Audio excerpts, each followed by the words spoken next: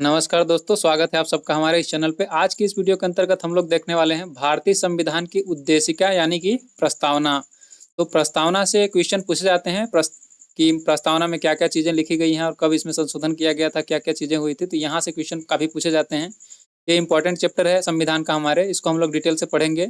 और पिछली वीडियो के अंतर्गत हमने क्या पढ़ा था, भारतीय संविधान का इतिहास के बारे में कुछ पढ़ा था, और अंतरिम मंत्रिमंडल क्या था, और स्वतंत्र भारत का पहला मंत्रिमंडल क्या था, और संविधान सभा की बैठक किस तरह से हुई थी, किस तरह से संविधान हमारा बना है, किस अलग अलग प्रक्रिया के थ्रू।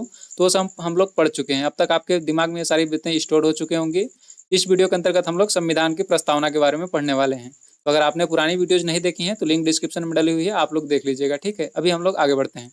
चलो देखो, नेहरू द्वारा प्रस्तुत उद्देश्य संकल्प में जो आदर्श प्रस्तुत किए गए उन्हें ही संविधान की उद्देशिका में शामिल कर लिया गया। इसका मतलब क्या हुआ, जो नेहरू जी ने उद्देश्य प्रस्ताव पारित किया था उसमें जो जो पॉइंट लिखे गए थे उन्हीं को ही उद्देशिका यानी कि प्रस्तावना के अंतर्गत शामिल कर लिया गया था। ठीक ना। संविधान के 42वें संविधान संशोधन यानी कि 1976 द्वारा यथा संशोधित यह उद्देशिका निम्न प्रकार है। यानी कि जब 1976 में संविधान का 42वां संविधान संशोधन हुआ था तो उसके बाद से जो प्रस्तावना अभी वर्तमान में है वो यहाँ पे लिखी हुई है। तो हम लोग इसको अभी पढ़ेंगे।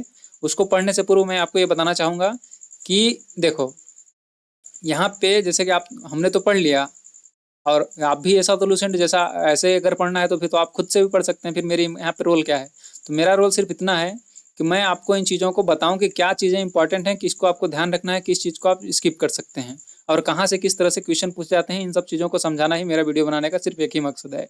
ठीक है, और आपको ज़्यादा से ज़्यादा चीज़ें अच्छे से रिलेट करके याद करवा सकूँ। ठीक है, तो देखो यहाँ पे जो हमने इतनी पॉइंट पढ़ी, इसमें से सिर्फ एक पॉइंट आपको ध्यान रखना है कि संविधान के कौन से संशोधन के अंतर्गत प्रस्तावना में संशोधन किया गया था। यानी कि संविधान की प्रस्तावना या उद्देशिका के अंतर्गत संशोधन कौन से संविधान संशोधन के अंतर्गत किया गया था। तो आपको ध्यान रखना है 42वें संविधान संशोधन के अंतर्गत किया गया था। और 42वां संविधान संशोधन के अंतर्गत आपको ये सन भी याद रखना है कि सन 1976, इस समय इंदिरा गांधी जी की सरकार थी। तो आपको ये सन भी याद रखना है कि 1976 में जो हुआ था 42वां संविधान संशोधन, इसी के अंतर्गत प्रस्तावना के अंतर्गत संशोधन किया गया था। ठीक, इतनी बात आपको बिल्कुल नहीं भूलनी है। क्यों? क्योंकि यहाँ से बहुत क्वेश्चन पूछे जाते हैं, और यहाँ से आपको यही बात पता होना चाहिए कि 42वां जो संविधान संशोधन था इसको मिनी संविधान भी कहा जाता है। ठीक ना। तो ये क्वेश्चन पूछा जाता है कि किस संविधान संशोधन को मिनी संविधान कहा जाता है। तो आपको ध्यान रखना है 42वां संविधान संशोधन सन 1976 में जो किया गया था उसी को मिनी संविधान भी कहा जाता है। तो जो अभी वर्तमान में संशोधित होने के बाद से जो प्रस्तावना है उसको हम लोग पढ़ते हैं। थोड़ा सा ध्यान से गौर कीजिएगा इस पे, क्योंकि यहाँ से इसकी एक एक अर्थ से क्वेश्चन पूछा जाता है। तो ध्यान से सुनो। संविधान में इस तरह से इन्वर्टेड कॉमा में देख रहे हैं लिखा है, मतलब एजिटिज लिखा है यहाँ पे। ठीक ना। तो लिखा है, हम भारत के लोग भारत को एक संपूर्ण प्रभुत्व संपन्न समाजवादी पंथ निरपेक्ष लोकतंत्रात्मक गणराज्य बनाने के लिए तथा उसके समस्त नागरिकों मतलब भारत के समस्त नागरिकों को सामाजिक, आर्थिक और राजनीतिक, ये तीन प्रकार, सामाजिक, आर्थिक और राजनीतिक न्याय, ये तीन प्रकार के न्याय हो गए। ठीक, पहले मैं इसको पढ़ लेता हूँ फिर एक्सप्लेन करूंगा। ठीक ना। विचार, अभिव्यक्ति, विश्वास, धर्म एवं उपासना की स्वतंत्रता, ये प्रकार की स्वतंत्रता हो गई। विचार, अभिव्यक्ति, विश्वास, धर्म की उपासना, ये चार स्वतंत्रता हो गई। और ये तीन जो है न्याय हो गए, सामाजिक, आर्थिक, राजनीतिक। और आगे पढ़ते हैं, प्रतिष्ठा और अवसर की समानता, यानी कि समता किस किस चीज में, प्रतिष्ठा और अवसर में समानता, मतलब समता, इक्वेलिटी इसको बोलते हैं। ठीक ना। प्राप्त करने के लिए, क्या प्राप्त करने के लिए, समता प्राप्त करने के लिए, तथा उन सब में व्यक्ति की गरिमा और राष्ट्र की एकता अखंडता को सुनिश्चित करने वाली बंधुता बढ़ाने के लिए दृढ़ संकल्प होकर अपनी इस संविधान सभा में आज तारीख 26 नवंबर सन 1949 ईस्वी को, ठीक है, को तदत द्वारा इस संविधान को अंगीकृत, अधिनियमित और आत्मार्पित करते हैं। ठीक है, देखो इसको डिटेल में पढ़ना इंपॉर्टेंट है। आपको लग रहा होगा कि मैं क्या ये प्रवचन कर रहा हूँ, जैसे कि मैं खुद क्या बोलते हैं अपन शपथ ले रहा हूँ, लेकिन ऐसा नहीं है।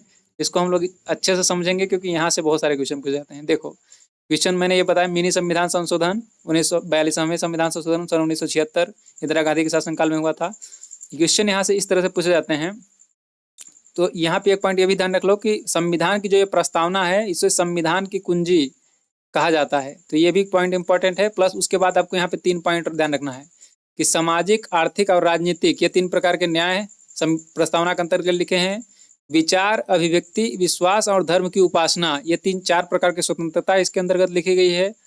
और यहाँ पे ये भी पॉइंट आपको ध्यान रखना है कि क्या बोलते हैं, यहाँ पे देखिए अखंडता और एकता, इस तरह के शब्द भी इसके अंतर्गत लिखे गए हैं। तो क्वेश्चन ये भी पूछा था कि ये सब आदर्श कहाँ से लिए गए हैं, यानी कौन से देश से लिए गए हैं, या फिर कौन से संविधान संशोधन के अंतर्गत इन सब में प्रस्तावना के अंतर्गत जोड़े गए थे। तो क्वेश्चन इस तरह से बहुत सारे पूछे जाते हैं, आपको ध्यान रखना होगा। और इसको हम लोग ध्यान कैसे रखेंगे, आगे हम लोग ये पॉइंट जो पढ़ेंगे इन पॉइंट्स में एक्सप्लेन किया गया है, तो हम लोग पढ़ते रहेंगे और इसको समझते रहेंगे। ठीक है, चलो हम लोग देखते हैं आगे।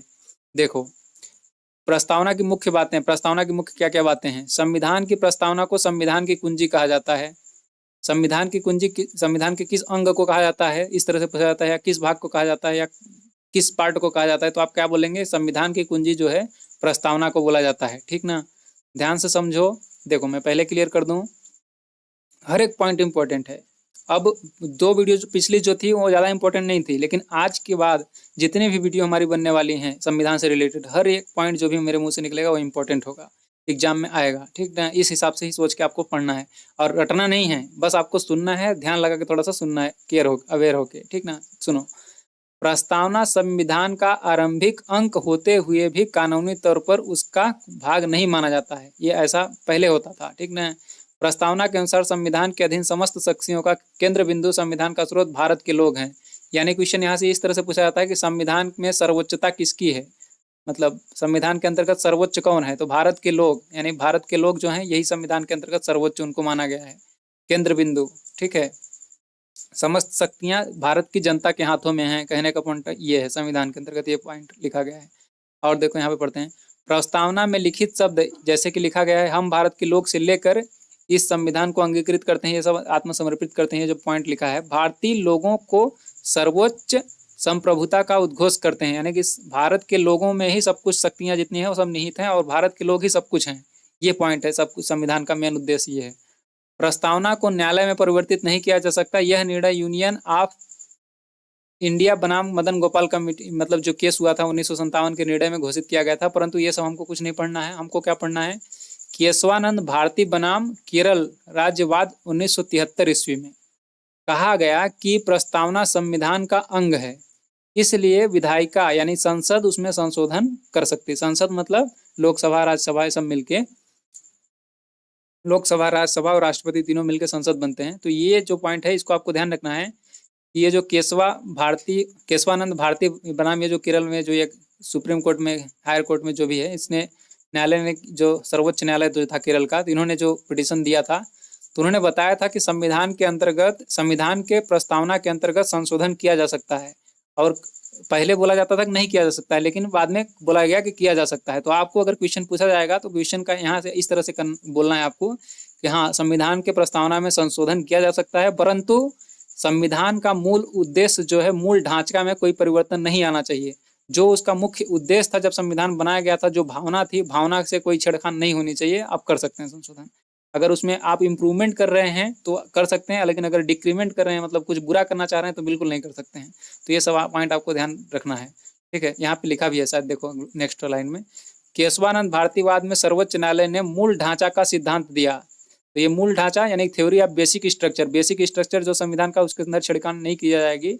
यह जो केशवानंद भारतीवाद जो हुआ था सर्वोच्च न्यायालय में, उसमें यह बताया गया था, उस जो है दिया था, तथा प्रस्तावना को संविधान का मूल ढांचा माना गया है। यानी कि संविधान का मूल ढांचा यानी बेसिक स्ट्रक्चर ऑफ अपना जो कॉन्स्टिट्यूशन है, बेसिक स्ट्रक्चर उसका किसका माना जाएगा, तो प्रस्तावना को माना जाएगा।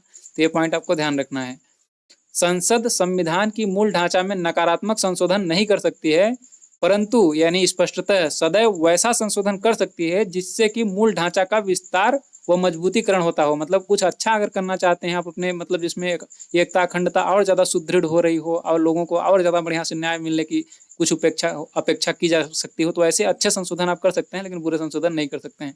यहाँ पे देखो ये क्वेश्चन, ये काफ़ी पॉइंट इंपॉर्टेंट है, इसको ध्यान रखो। 42वें संविधान संशोधन अधिनियम 1976 ये एक बात मैं फिर से बोल दूँ, ये 42वां और ये 1976, इसको अपने दिमाग में बैठा लो पहले सबसे अच्छे से। 1976 संविधान, 1976 का जो संविधान संशोधन हुआ था 42वां, इसको आपको रटा होना चाहिए जुबान पे।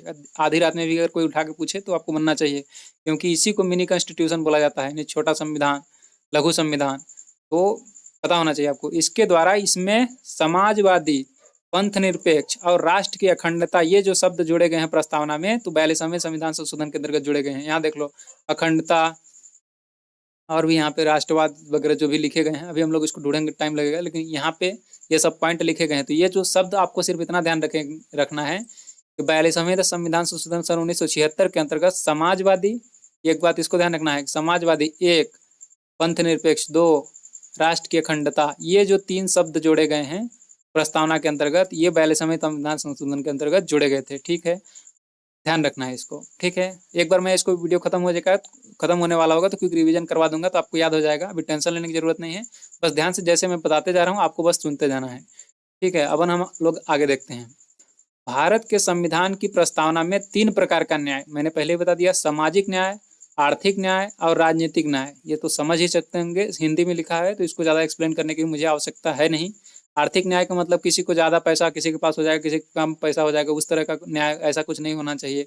और राजनीतिक न्याय का मतलब क्या हो गया? राजनीतिक न्याय का मतलब यह हो गया कि सबको पॉलिटिक में पार्टिसिपेट करने की सबको स्वतंत्रता, मतलब सबको समान अधिकार होना चाहिए। कि ये नहीं कि है कि कोई मान लीजिए ब्राह्मण हो गया तो उसको ज़्यादा मिल जाएगा, कोई मुस्लिम हो गया तो उसको ज़्यादा मिल जाएगा पार्टिसिपेट करने की क्षमता, ये सब कुछ नहीं रहेगा, सबको समान दिया जाएगा। और सामाजिक जो ऊंच नीच का जो है, इनको भी सबको, मतलब संविधान के अंतर्गत ये बोला गया है कि उनको सबको न्याय मिलेगा 3 प्रकार का। और 5 प्रकार की स्वतंत्रता रहेगी, विचार, अपने विचार व्यक्त करने की स्वतंत्रता, अभिव्यक्ति यानी कि बोलने की स्वतंत्रता, विश्वास, अपना जो भी विश्वास करना चाहते हैं किसी धर्म में या किसी भी जाति, कुछ भी चीज़ है आपके पास तो आप विश्वास करने की स्वतंत्रता, किसी भी धर्म को मानने और उसकी पूजा पाठ करने की स्वतंत्रता। तो ये जो 4 प्रकार की स्वतंत्रता प्रस्तावना में लिखी गई है। और 2 प्रकार की समानता, प्रतिष्ठा, प्रतिष्ठा मतलब समझते ही हैं, और अवसर, अवसर मतलब किसी गवर्नमेंट जॉब या किसी भी क्षेत्र में आपको अवसर, सभी के लिए समान अवसर की स्वतंत्रता रहे, समानता रहेगी। तो इन सब चीज़ों का उल्लेख किया गया है। तो आपको एक बार फिर से पढ़ के सुना देता हूँ। भारत के संविधान की प्रस्तावना में 3 प्रकार का न्याय है, पहला सामाजिक, दूसरा आर्थिक, तीसरा राजनीतिक, और 5 प्रकार की स्वतंत्रता, विचार की स्वतंत्रता, अभिव्यक्ति की स्वतंत्रता, विश्वास की स्वतंत्रता और धर्म एवं उपासना की स्वतंत्रता। ये 5 प्रकार की स्वतंत्रता और 2 प्रकार की समानता, प्रतिष्ठा एवं अवसर की स्वतंत्रता का उल्लेख किया गया है। कहाँ? संविधान की प्रस्तावना में, जिसे क्या बोलते हैं? संविधान की कुंजी या भी बोलते हैं। ठीक ना, तो आपको ये ध्यान रखना है। और देखो, संविधान की आत्मा आर्टिकल 32 को बोलते हैं, लेकिन संविधान की कुंजी प्रस्तावना को बोलते हैं। यहाँ पे कंफ्यूज नहीं होना है, अगर आपने पहले पढ़ा होगा तो आपको पता होगा, और आगे पॉइंट मिलेगा तो मैं आपको ज़्यादा अच्छे से एक्सप्लेन करूंगा। आपको बस जितना बताते जा रहा हूँ उसको आपको याद करते चलना है, कोशिश करना है, बस रटने की कोशिश नहीं करना है, सुनने की, समझने की कोशिश करना है। देखो, भारत का संविधान विश्व का सबसे बड़ा लिखित और सर्वाधिक व्यापक संविधान है। यह अंशतः कठोर और अंशतः लचीला है। इसका मतलब क्या हुआ? देखो, भारत का, ये क्वेश्चन पूछा जाता है, इसको हल्के में नहीं लेना है। विश्व का सबसे बड़ा संविधान या लिखित, विश्व का सबसे बड़ा लिखित संविधान कौन सा है? तो हम अपना इंडिया का है। और विश्व का सबसे पहले लिखित संविधान किसका था? तो अमेरिका का था। ये दोनों पॉइंट ध्यान रखने हैं। और हम अपना जो संविधान है यह आंशिक रूप से कठोर है और आंशिक रूप से लचीला है। इसका मतलब यह हुआ कि वैसे तो कठोर भी है, लेकिन कुछ कुछ जगह लचीला भी है। लचीला का मतलब उसको हम लोग सुधार कर सकते हैं, अगर कुछ इधर उधर लगता है हमको, जहाँ पे आवश्यकता होती है तो उसमें सुधार भी किया जा सकता है। और कुछ ऐसे पार्ट हैं जिनमें बिल्कुल सुधार करने की गुंजाइश नहीं होती है, हम लोग नहीं कर सकते हैं उसमें, वो सही, जो सही बना है तो वहाँ पे कठोर है वो चीज़। लिखित संविधान की अवधारणा फ्रांस देश से ली गई है अपने इंडिया के अंतर्गत। जो लिखित संविधान हमारे यहाँ होगा, या फिर मतलब किस तरह से संविधान रहेगा, ये जो लिखित में रहेगा हमारा संविधान, ये जो बात ली गई थी फ्रांस देश की ली गई थी। अभी हम लोग पढ़ेंगे अलग अलग देश से क्या क्या चीज़ें आदर्श ली गई हैं, तो उसमें भी डिटेल से इसको बात करेंगे हम लोग। ठीक है, अभी देखो, भारतीय राजनीतिक व्यवस्था में संविधान सर्वोच्च है, ये तो पता ही है, आप सबको पता है। भारत का संविधान अपना प्राधिकार जनता, भारत की जनता से प्राप्त करता है, यानी कि जो भी सब कुछ है अपने लिए जनता ही है। भारत सरकार अधिनियम 1935 वह संवैधानिक दस्तावेज है जिसका भारतीय संविधान तैयार करने में सबसे गहरा प्रभाव पड़ा है। मैंने पहले ही बता चुका हूँ, जब आपको हिस्ट्री पढ़ा रहा था तब, और जब हम लोग इसका इतिहास पढ़ रहे थे, क्या बोलते हैं अपन, संविधान सभा का इतिहास, संविधान कैसे विकसित हुआ, तब भी ये चीज़ मैं बता चुका हूँ आपको कि 1935 का ही जो ज़्यादातर चीज़ें थी उसी को अंशतः लागू कर दिया गया था, कुछ चीज़ों को एज इट इज ले गया था, कुछ उसमें सुधार करने के बाद हमने और भी बहुत सारी चीज़ें इसके अंदर ऐड करी थी। तो जो 1935 में संवैधानिक दस्तावेज इसका जो अधिनियम आया था, भारत सरकार अधिनियम 1935 वाला, तो उसमें का बहुत ज़्यादा चीज़ें अपने संविधान के अंतर्गत ली गई हैं। भारत के संविधान में संघीय शासन शब्द का प्रयोग कहीं भी नहीं किया गया है, इसको आपको ध्यान रखना है। संघीय शासन का शब्द का प्रयोग कहीं भी नहीं किया गया है। भारत में संविधान में भारत को राज्यों का संघ कहा गया है। तो भारत क्या है, हमारा देश नहीं है, भारत हमारा है राज्यों का संघ, group of state, group of state है अपना इंडिया, ठीक ना। इस तरह से आपको ध्यान रखना है। और देखो, संविधान में भारत को राज्यों का संघ कहा गया है। भारत सरकार अधिनियम 1935 के अंतर्गत जो बातें लिखी गई थी वो हमारे संविधान में ज़्यादातर चीज़ें हैं। तो ये क्वेश्चन पूछा जाता है, इसको आपको ध्यान रखना है कि हमारे संविधान पे सबसे ज़्यादा प्रभाव किस चीज़ का दिखता है, कहाँ से लिया गया है। तो भारत सरकार अधिनियम जो आया था, अधिनियम था 1935 वाला, इसी का ज़्यादातर पार्ट लिया गया है। तो ये हमारा पॉइंट यहाँ से रिलेटेड खत्म होते हैं और इसके अंतर्गत जो भी पॉइंट है उसको आपको ध्यान रखना है। अब हम लोग पढ़ेंगे क्या, भारतीय संविधान के विदेशी स्रोत। देखो, अगर कभी भी अपने हिस्ट्री लूसेंट या फिर पॉलिटी कहीं से भी पढ़ा होगा तो आप ये पॉइंट बिल्कुल नहीं भूले होंगे। आपको ये तो पढ़ने को हर जगह मिलता ही है। क्या पढ़ने को मिलता है कि कौन से देश से क्या लिया गया है, क्योंकि सबसे ज़्यादा क्वेश्चन अगर देखा जाए तो यहीं से पूछे जाते हैं। तो हम लोग भी इसको हल्के में नहीं पढ़ेंगे, पूरे डिटेल से अच्छे से एक एक चीज़ों को समझ के पढ़ेंगे।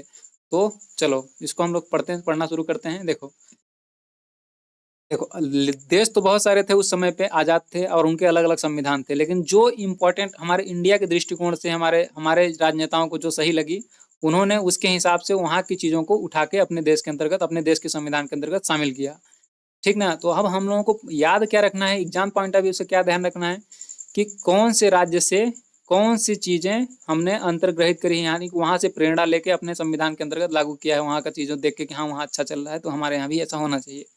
तो बस हमको इतना ध्यान रखना है। तो देखो, अब आपको बात कान थोड़ा सा खोल के बढ़िया से एक एक पॉइंट को सुनो, क्योंकि यहाँ से क्वेश्चन आता है। संयुक्त राज्य अमेरिका, संयुक्त राज्य अमेरिका यानी कि यूएसए से अमेरिका जो है अपना, इससे क्या क्या चीज़ें हमारे संविधान के अंतर्गत ली गई हैं। तो क्वेश्चन यहाँ से पूछा जाता है। तो क्वेश्चन किस तरह से पूछा जाता है, पहले मैं इसको पढ़ लेता हूँ, एक बार पढ़ के बताता हूँ आपको, फिर बताऊंगा क्वेश्चन किस तरह से पूछा जाएगा। देखो, अमेरिका से लिया गया है प्रस्तावना, यानी कि जो हमारा एक प्रस्तावना हो गया, जो चीज़ें पूरी दुनिया भर की मैंने अभी कुछ समय पहले बताई आपको। तो ये जो प्रस्तावना का विचार है ये अपने यूएसए से लिया गया, यानी अमेरिका से लिया गया। मौलिक अधिकार जो है अमेरिका से लिया गया। न्यायिक पुनरावलोकन की जो चीज़ें हैं ये भी अमेरिका से लिया गया। संविधान की सर्वोच्चता, यानी संविधान ही सब कुछ रहेगा, सर्वोच्च सब कुछ देश में अगर होगा तो संविधान होगा, ये जो आदर्श है संयुक्त राज्य अमेरिका से। न्यायपालिका की स्वतंत्रता, निर्वाचित राष्ट्रपति एवं उस पर महाभियोग लगाने की प्रक्रिया, उपराष्ट्रपति होगा, ये जो विचार है ये संयुक्त राज्य अमेरिका से लिया गया। उच्चतम एवं उच्च न्यायालयों को न्यायालय के न्यायाधीशों को पद से हटाने की विधि और वित्तीय आपात की प्रक्रिया, ये जो चीजें हैं ये यूएसए से ली गई हैं। आपको क्या लगता है, अभी मैंने बोल दिया और आपको याद हो गया एक पॉइंट में? कभी नहीं हो सकता है। अगर आपने बहुत पहले इसको कम से कम 10 बार नहीं पढ़ा होगा ना तो नहीं होगा ये, क्योंकि यहाँ पे इसको आपको 10 बार कम से कम पढ़ना पड़ेगा तो याद होगा। और मैं इसमें कुछ ट्रिक बताता हूँ आपको, फिर इससे आप थोड़ा सा ध्यान रख सकते हैं। देखो, मौलिक अधिकार, सबसे ज्यादा अधिकार की बात अगर करंट अफेयर में आप पढ़ते होंगे तो कौन करता है? यूएसए ही करता है। डेमोक्रेसी चाहिए, डेमोक्रेसी चाहिए, डेमोक्रेसी चाहिए, यही चिल्लाते रहता है। तो अमेरिका जो है मौलिक अधिकार, मनुष्यों के जो नागरिकों के मौलिक अधिकार के बारे में लेकर काफी चिंतित रहता है। तो आपको यहाँ से ये पता होना चाहिए कि मौलिक अधिकार का जो सिद्धांत है ना, ये अमेरिका में बहुत ज़्यादा डिस्कस किया जाता है और अमेरिका इस चीज़ के हमेशा पीछे पड़ा रहता है। तो जो नागरिकों के मौलिक अधिकार होने चाहिए कि ये चीज़ें कम से कम उनको लोगों को ये करना चाहिए, तो ये जो आदर्श लिया गया है अमेरिका से लिया गया है। और प्रस्तावना लिया गया है अमेरिका से। ये क्वेश्चन ज़्यादा पूछा नहीं जाता है, लेकिन मौलिक अधिकार का पॉइंट आपको इसको ध्यान रखना है। और क्या ध्यान रखना है? न्यायपालिका की स्वतंत्रता, राष्ट्रपति निर्वाचित राष्ट्रपति होगा और उस पर महाभियोग, राष्ट्रपति पर महाभियोग का मतलब यह होता है राष्ट्रपति को पद से हटाने की प्रक्रिया। तो क्वेश्चन ये पूछा जाता है कि राष्ट्रपति को पद से हटाने की प्रक्रिया कौन से देश के संविधान से ली गई है? तो ये हमारे ली गई है यूएसए के संविधान से। और उपराष्ट्रपति होगा हमारे देश में, एक उपराष्ट्रपति भी होगा। ये जो आदर्श है ये भी संयुक्त राज्य अमेरिका से लिया गया है। और उच्चतम एवं उच्च न्यायालय के न्यायाधीशों को अपने पद से हटाने की प्रक्रिया भी यूएसए से ली गई है। और वित्तीय आपात मतलब जो राष्ट्रीय आपात लगता है और अलग अलग प्रकार के आपात लगते हैं 3 प्रकार के, तो उनमें से जो वित्तीय आपात का प्रावधान है ये यूएसए से ही लिया गया है। लेकिन आपको इतना सब कुछ रटने की जरूरत नहीं है, ना ही आप एक बार में इसको याद कर सकते हैं। आपको सिर्फ इसके अमेरिका से सिर्फ 2 पॉइंट ध्यान रखने हैं अच्छे से। और पहला पॉइंट है मौलिक अधिकार कहाँ से लिया गया, संयुक्त राज्य अमेरिका से। दूसरा, राष्ट्रपति और उस पर महाभियोग यानी राष्ट्रपति को पद से हटाने की प्रक्रिया यूएसए से ली गई है। और थर्ड पॉइंट एक आपको इसको ध्यान रखना है, न्यायपालिका की स्वतंत्रता यानी न्यायपालिका को स्वतंत्रता जो है यूएसए से ली गई है। बस इतने ही आपको इसमें पॉइंट ध्यान रखने हैं और बाकी सुनना सब कुछ है, कान बंद नहीं करना है। और देखो आगे, ब्रिटेन। ब्रिटेन मतलब वही अंग्रेज वाला ब्रिटेन, यूके यूनाइटेड किंगडम। यहाँ से क्या क्या चीजें ली गई, तो ये तो इसको आसान करना काफी इजी होता है। क्यों? क्योंकि यहाँ पे आप अंग्रेज तो यहाँ पे पहले से ही थे, तो बहुत सारी चीजें लागू करके गए थे, तो आपको पता होगा। संसदात्मक शासन प्रणाली यानी कि संसद होगा, संसद की जो व्यवस्था है, जैसे राज्यसभा हो गई, लोकसभा हो गई, राष्ट्रपति हो गया, तो ये जो संसद है, तो संसद की जो व्यवस्था है ब्रिटेन के संविधान से ली गई है। तो ये आपको पता होगा, ये बहुत पहले से ही चलता आ रहा है। तो संसद की व्यवस्था, शासन प्रणाली ब्रिटेन से ली गई यानी यूके से ली गई, यानी कि अंग्रेजों से ली गई। और एकल नागरिकता का प्रावधान, क्वेश्चन यहाँ से पूछा जाएगा, एकल नागरिकता का प्रावधान कहाँ से लिया गया? और संसदात्मक शासन प्रणाली की व्यवस्था कहाँ से ली गई? ब्रिटेन से ली गई। एकल नागरिकता का मतलब ये होता है कि आप ये नहीं कह सकते कि मध्य प्रदेश का हूँ तो मेरे को मध्य प्रदेश का अलग पासपोर्ट या फिर अलग आपको क्या बोलते हैं, या आईडी कार्ड जारी होगा। या कोई दूसरे देश राज्य से हैं अपने, जैसे बिहार से हैं, यूपी से हैं, कहीं से भी हैं, तो आप इस चीज़ का अलग से आपको सर्टिफिकेट नहीं मिलेगा कि आप किसी राज्य के निवासी हैं। आपको सिर्फ एक आईडी कार्ड मिलेगा और वो होगा भारत सरकार का, कि आप भारत के निवासी हैं। आप किसी को राज्य को रिप्रेजेंट नहीं करेंगे, किसी गांव को रिप्रेजेंट नहीं करेंगे, किसी प्रांत को रिप्रेजेंट नहीं करेंगे। अगर आप इंडिया के अंतर्गत कहीं भी हैं तो आप सिर्फ एक भारतीय नागरिक हैं और इसके अलावा कुछ नहीं। तो ये जो एकल नागरिकता है, कई देशों में इस तरह की व्यवस्था होती है कि आप जैसे कि अपन मध्य प्रदेश के हैं मान लो एग्जाम्पल के लिए, तो मध्य प्रदेश के आप नागरिक हैं तो मध्य का प्रदेश का पासपोर्ट आपका मतलब अलग रहेगा आईडी, और आपके एक पूरे देश का भी अलग रहेगा। तो इस तरह से व्यवस्था नहीं है अपने इंडिया के अंतर्गत। अपने इंडिया के अंतर्गत एकल नागरिकता का प्रावधान है, जो कि ब्रिटेन के संविधान से ली गई है। ब्रिटेन के संविधान से एकल नागरिकता का प्रावधान लिया गया है। विधि निर्माण की प्रक्रिया का मतलब होता है कि देखो, एवं विधि निर्माण की प्रक्रिया, विधि निर्माण की प्रक्रिया मतलब संविधान के रूल्स रेगुलेशन बनाने की प्रक्रिया, ये जो है ब्रिटेन के संविधान से ली गई है। विधि का शासन यानी कि rule of law, rule of law मतलब जो नियम कानून होंगे बस उसी के हिसाब से देश चलेगा। तो अंग्रेज क्या करते थे, पहले नियम ही बना बना के लाते थे कि अब ऐसा आपको करना है, रॉल एक्ट, ये जितना भर की दुनिया भर का नियम है। तो इससे आप इनको याद रख सकते हैं कि विधि का शासन यानी कि नियमों का, कानूनों का शासन, कानून का शासन ब्रिटेन के संविधान से लिया गया है। और संसदीय विशेषाधिकार यानी संसद का विशेषाधिकार होगा। और मंत्रिमंडल प्रणाली, मंत्री रहेगी, अलग अलग मंत्री होते हैं मंत्रिमंडल के अंतर्गत, आपको पता होगा प्रधानमंत्री, विदेश मंत्री, रक्षा मंत्री, ये सब जो मंत्रिमंडल की व्यवस्था है ब्रिटेन के संविधान से ली गई है। परमाधिकार लेख और द्विसदनवाद, द्विसदनवाद मतलब लोकसभा राज्यसभा का प्रावधान, ये जो है सब चीजें ली गई हैं ब्रिटेन के संविधान से। यहाँ पे ज्यादा गंदा हो गया है, इसको मैं मिटा देता हूँ एक बार, ठीक ना। आपको जो पॉइंट ध्यान रखने हैं मैं उसको बस क्लिक यहाँ पे दिखा देता हूँ कि इसको आपको कम से कम याद रखना है, ठीक ना। सुनो पॉइंट, मौलिक अधिकार ध्यान रखना है, न्यायपालिका की स्वतंत्रता ध्यान रखना है, राष्ट्रपति पर महाभियोग, ये 3 पॉइंट इसके अंतर्गत ध्यान रखने हैं। संसदनात्मक या द्विसदनात्मक, इसको आपको ध्यान रखना है। विधि द्वारा शासन, विधि का शासन ब्रिटेन से लिया गया है। एकल नागरिकता का प्रावधान ब्रिटेन से लिया गया। तो बस आपको इन दोनों में से इतना ही ध्यान रखना है मुख्यतः। बाकी ध्यान तो आपको सब कुछ रखना है, लेकिन जो ज़्यादातर क्वेश्चन पूछे जाते हैं वो बस जो मैं पॉइंट बता रहा हूँ इन्हीं से पूछे जाते हैं, ठीक है। तो इनको आपको कम से कम याद रखना है, ठीक है। चलो आगे हम लोग देखते हैं, आगे किसका देखेंगे, आयरलैंड के संविधान से। तो आयरलैंड के संविधान से आपको ज़्यादा याद रखने की जरूरत नहीं। आयरलैंड के संविधान से सिर्फ ये ध्यान रखो कि नीति निर्देशक सिद्धांत। अब इसको याद करने का ट्रिक है, इसका बहुत सिंपल है। आप अगर सीधे सीधे बोलेंगे ना, नीति निर्देशक सिद्धांत आयरलैंड देश के संविधान से लिया गया है, बस एक बार और बोलिए, नीति निर्देशक सिद्धांत आयरलैंड के संविधान से लिया गया है, बस हो गया क्लियर। अब इतना में आपको याद हो जाएगा, ये बहुत ईजी है, याद हो जाएगा, आपको टेंशन लेने की जरूरत नहीं है। आयरलैंड का संविधान आयरलैंड के संविधान से नीति निर्देशक सिद्धांत लिए गए हैं। और सुन लो इसको, राष्ट्रपति की निर्वाचन मंडल की व्यवस्था, जैसे मतलब जो निर्वाचन होता है एकल संक्रमणित पद्धति जो है, तो ये जो राष्ट्रपति के निर्वाचन मंडल की व्यवस्था जो होगी ये आयरलैंड के संविधान से ली गई है। राष्ट्रपति द्वारा राज्यसभा में साहित्य, कला और विज्ञान के क्षेत्र में जो व्यक्तियों की नियुक्ति करता है राज्यसभा में राष्ट्रपति, तो वो जो प्रावधान है ये आयरलैंड के संविधान से लिया गया है। तो ये सब आपको कुछ ध्यान रखने की जरूरत नहीं है, आपको सिर्फ मैं जो पॉइंट बोल रहा हूँ, आयरलैंड के संविधान से नीति निर्देशक सिद्धांत लिया गया है, बस ये इतना पॉइंट आपको ध्यान रखना है, ठीक है। और आगे देखो, ऑस्ट्रेलिया के संविधान से क्या लिया गया है, इस तरह से क्वेश्चन पूछा जाता है। तो आपको यहाँ पे ध्यान रखना है समवर्ती सूची का प्रावधान ऑस्ट्रेलिया से लिया गया है। समवर्ती सूची से का प्रावधान केंद्र और राज्य के बीच में संबंध तथा शक्तियों का विभाजन, संसद के दोनों सदनों की संयुक्त बैठक, व्यापार वाणिज्य और समागम की स्वतंत्रता। तो ऑस्ट्रेलिया के संविधान से आपको इन दो पॉइंट को सिर्फ याद रखना है। क्या क्या याद रखना है, सुनो। समवर्ती सूची का प्रावधान कहाँ से लिया गया है, ऑस्ट्रेलिया देश के संविधान से लिया गया है। संयुक्त बैठक, राज्यसभा और लोकसभा की जब संयुक्त बैठक होती है तो उसका जो प्रावधान है ये ऑस्ट्रेलिया के ही संविधान से लिया गया है। ठीक है, नेक्स्ट देखो जर्मनी से आपको, जर्मनी आप नाम सुनते हैं तो सबसे पहले आपको किसका याद आता है, जर्मनी से कौन था, हिटलर ने ही दी थी नेताजी की उपाधि सुभाष चंद्र बोस जी को। तो हिटलर इतना आतंकवादी था, मतलब इतना गुंडागर्दी था उसका, मतलब कितना खतरनाक आदमी था।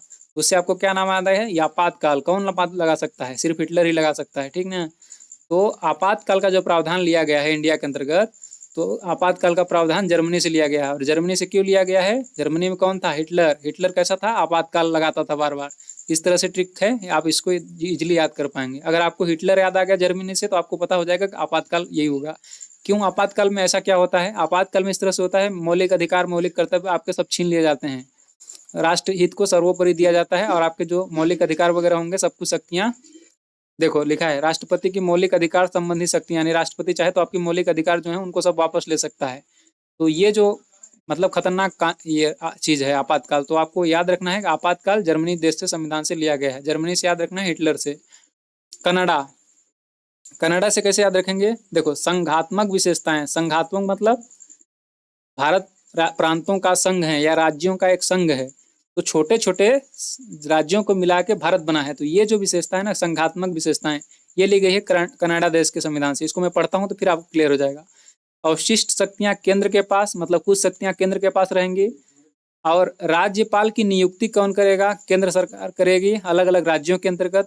संघ मतलब पूरा देश और उसका राज्य यानी छोटे छोटे अपने अलग अलग राज्य के बीच शक्ति का विभाजन और सर्वोच्च न्यायालय का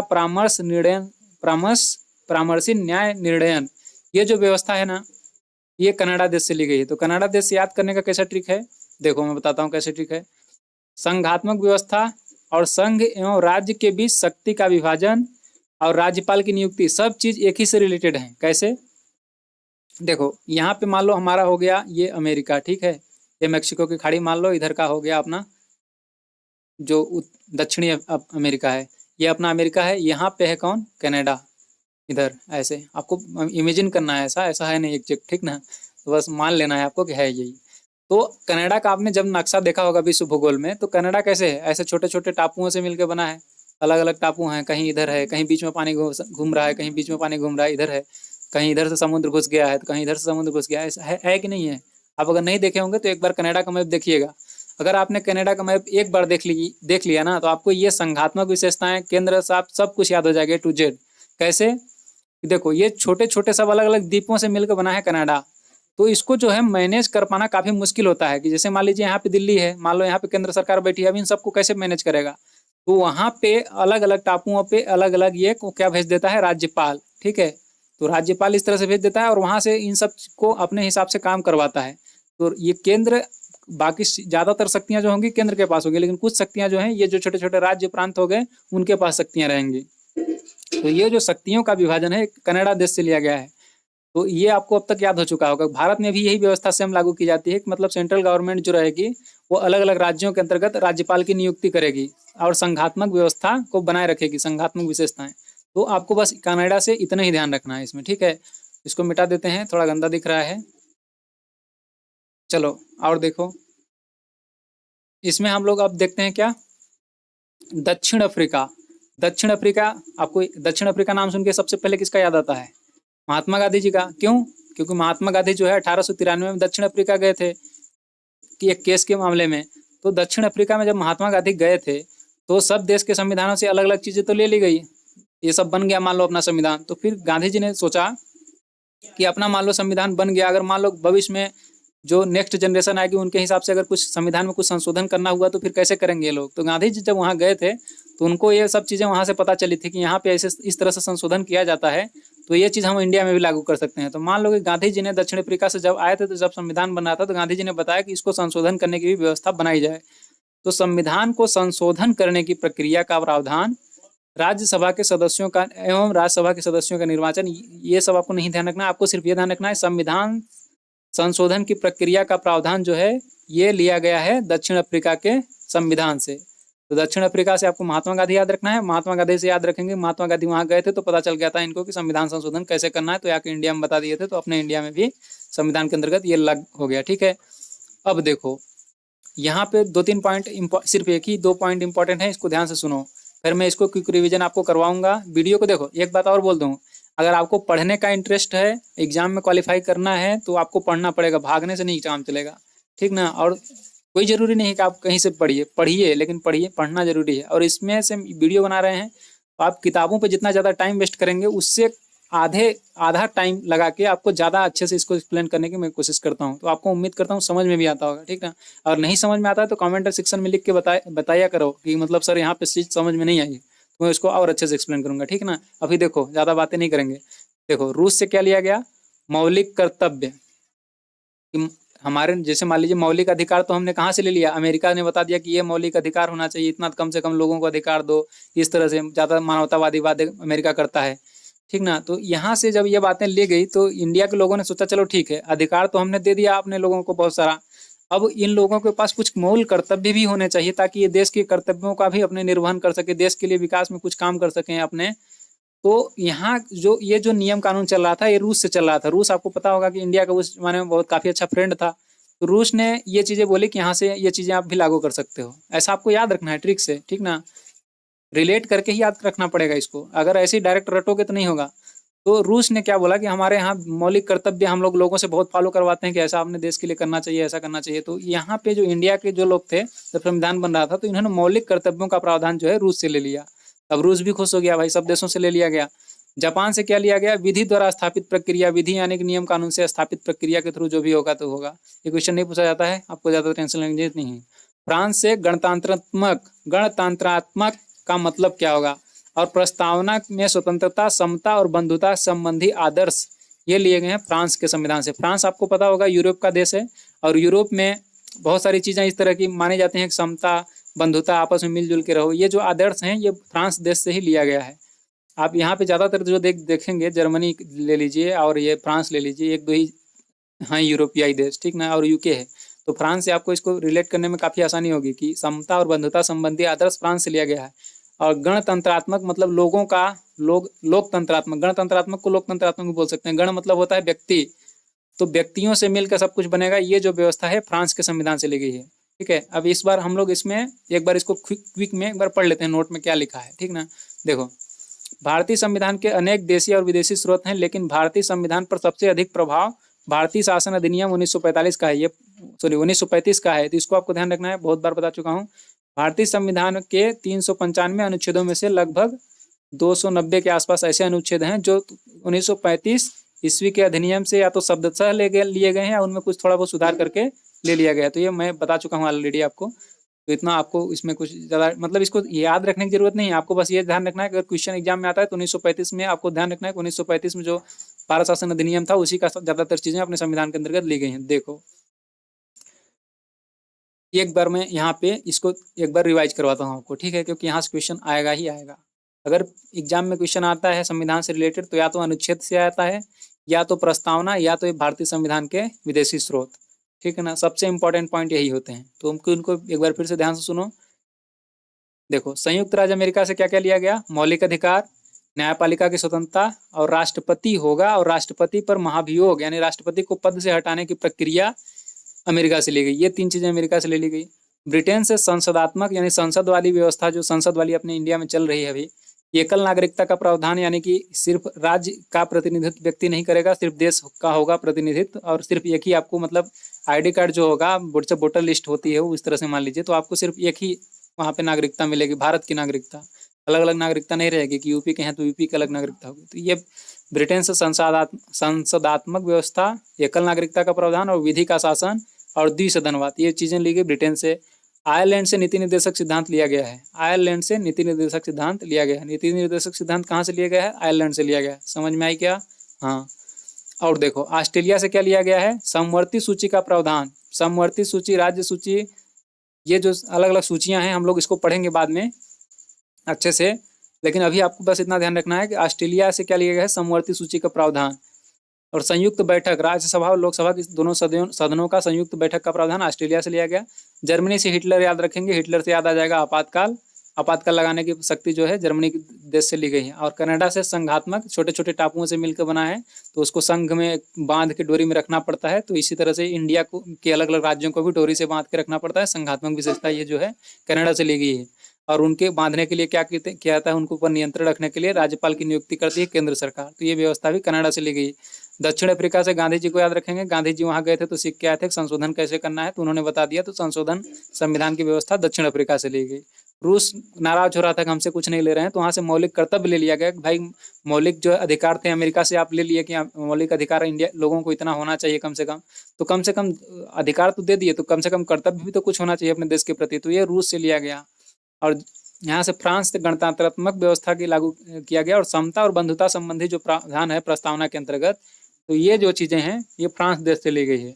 और एक पॉइंट इसके अंतर्गत और आपको ध्यान रखना है कि लोकपाल का एक बार ये नया क्वेश्चन आया था 2018-19 के आसपास में, तो इसको अभी आपको ध्यान रखना है कि लोकपाल का विचार स्कैंडिनेवियन देश के संविधान से लिया गया है। तो बस इतनी पॉइंट आपको इसमें अंदर ध्यान रखनी है। और इसको देख लो, 42वें संविधान संशोधन सन 1976 में आया था, जिसमें समाजवादी, पंथ निरपेक्ष, राष्ट्र की अखंडता शब्द ये जोड़े गए थे। और लिखित संविधान की अवधारणा फ्रांस देश की है। और अपने इंडिया का सबसे बड़ा लिखित संविधान जो है विश्व में सबसे बड़ा अपना संविधान है, और अंशतः लचीला और अंशतः कठोर है। ठीक है। और देखो संविधान के जो प्रस्तावना है उसके अंतर्गत ज्यादा छेड़खानी नहीं की जा सकती है। ठीक ना, तो ये पॉइंट आपको ध्यान रखना है। तो बस यहीं तक ये हमारा यहाँ पे वीडियो कंप्लीट करते हैं। इसको अपन नेक्स्ट वीडियो के अंतर्गत हम लोग भारतीय संविधान की अनुसूचियां पढ़ेंगे। ये भी हिस्ट्री का काफ़ी इंपॉर्टेंट पॉइंट है, इसको भी हम लोग डिटेल में पढ़ेंगे। तो नेक्स्ट वीडियो को आप देखना नहीं भूलेंगे, और चैनल को सब्सक्राइब नहीं करना भूलेंगे। चैनल को सब्सक्राइब करिए सबसे पहले। और अगर पहली बार चैनल पे आए हैं तो, और चैनल को देख रहे हैं तो बहुत बढ़िया है, अच्छी बात है। सब्सक्राइब कर चुके हैं तो इस तरह से देखते रहिए और अच्छे से पढ़ते रहो। ठीक ना, और इस तरह से हंसते रहो और मुस्कुराते रहो। मिलते हैं अपन नेक्स्ट वीडियो के अंतर्गत। थैंक्स फॉर वॉचिंग दोस्तों।